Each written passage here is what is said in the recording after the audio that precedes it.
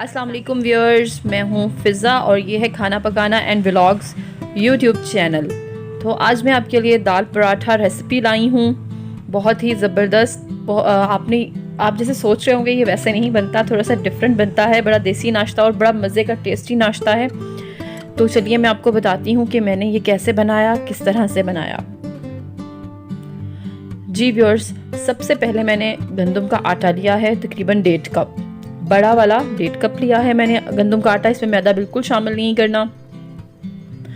और उसके साथ ये पकी हुई दाल, अगर आपके पास रात की बची हुई दाल है तो आप उससे ये बासानी बड़ा मज़ेदार सा नाश्ता बना सकते हैं। 1 कप मैंने ये कुक दाल ली है। आटे से दाल कम लेनी है। एक छोटी प्याज मैंने बारीक कटी हुई वो इसमें डाल दी है।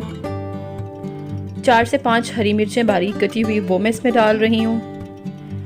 नमक हस्बे जायका, क्योंकि दाल में भी नमक होता है, तो हमने नमक सिर्फ इतना ही डालना है कि ज़्यादा ना हो जाए। 1 छोटी चम्मच मैं लाल कुटी हुई मिर्च डाल रही हूँ इसमें, थोड़ी सी हल्दी, और उसके साथ आधा चम्मच छोटा चम्मच गरम मसाला पाउडर और 1 चम्मच कुटा हुआ खुश्क धनिया और थोड़ा सा ऑयल, तकरीबन 2 टेबलस्पून ऑयल। पानी का इसमें बिल्कुल भी इस्तेमाल नहीं करना। जो आटा है वो दाल से और ये जो ऑयल थोड़ा सा डाला है उससे ही गूंदेंगे। इसे हाथ से इस तरह से करना है, गूंदना है, और आहिस्ता आहिस्ता दाल को मिक्स करते जाएं आटे में। ये देखिए, अगर इस तरह से आपको लगे कि दाल सारी मिक्स हो गई है लेकिन अभी भी आटा थोड़ा सा बाकी है, तो आपने पानी बिल्कुल शामिल नहीं करना। 3 से 4 चम्मच आप दाल के और ऐड कर दें। इस आटे में हमने पानी का इस्तेमाल बिल्कुल भी नहीं करना, तो आपकी ये रोटी बहुत टेस्टी बनेगी। ये देखिए, मैं थोड़ी सी दाल और डाल रही हूँ क्योंकि थोड़े सा आटा गूंदने के लिए भी थोड़ा सा ज़रूरत है दाल की। और इस तरह फिर इसे मिक्स कर दूंगी और आटा अच्छे से गूंद दूंगी। ये देखिए, ज़बरदस्त सा ये आटा जो है वो गूंद चुका है। और अब इसे तकरीबन ये देखिए, अब इसे तकरीबन मैं रख दूंगी। 1 चम्मच ऑयल लेना है, उस ऑयल को ऊपर अच्छे से लगा के आटे पे आधे घंटे के लिए आप इसे फ्रिज में रख दें।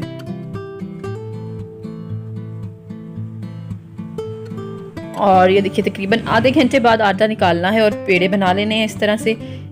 आपकी रोटी बिल्कुल भी नरम नहीं होगी, बड़ी हार्ड, अच्छा सा बनेगा। और मैं आपको ये सजेस्ट करूँगी आप इसकी रोटी छोटी ही बनाएं, क्योंकि बड़ी बनाएंगे तो वो फट भी सकती है, क्योंकि इसे दाल से गूंदा हुआ है ना, तो इतनी रोटी जो है ना वो काफ़ी है। और आटा जो आपने खुश्क आटा है वो भी आपने अच्छे से लगाना है, क्योंकि ये रोटी बहुत जल्दी फट जाती है, तो इसको बहुत केयरफुली बनाना पड़ता है। घी लगा के तो पराठे को मुसलसल हिलाते जाना है तवे पे, उससे ये क्रिस्पी बनेगा। और मैं आपको एक बहुत मज़े की और चीज़ बताऊं, इस आटे को इस रोटी को आप जितना चाहे क्रिस्पी कर सकते हैं, ये हार्ड नहीं होती। ये दाल का कमाल है कि दाल जो है, इस दाल से हमने ये आटा गूंदा हुआ है, तो ये रोटी को हार्ड नहीं होने देता। तो जिन लोगों को क्रिस्पी क्रिस्पी सी पसंद है, ये बाहर से बहुत क्रिस्पी, अंदर से बहुत नरम सा पराठा बनेगा। ये देखिए कि ब्राउन सी बड़ी क्रिस्पी बड़ी मज़े की जो रोटी हो चुकी है। तो इसे हम उतार लेते हैं अब। और इसी तरह मैं दूसरी रोटी भी बना लूँगी। और ये देखिए, क्रिस्पी से बहुत सॉफ्ट रोटी बनेगी और क्रिस्पी भी होगी। तो आप ज़रूर ये वाला नाश्ता ट्राई कीजिएगा। इसे गरम गरम चाय के साथ सर्व करें, और गरम चाय के साथ ये मज़ेदार सा दाल का पराठा जो है वो उसे इंजॉय करें। और मुझे कमेंट बॉक्स में बताना मत भूलिएगा कि आपको मेरी ये रेसिपी कैसी लगी है। अगर आप कुछ और देखना चाहते हैं तो वो भी मुझे कमेंट बॉक्स में ज़रूर बताइएगा। शुक्रिया।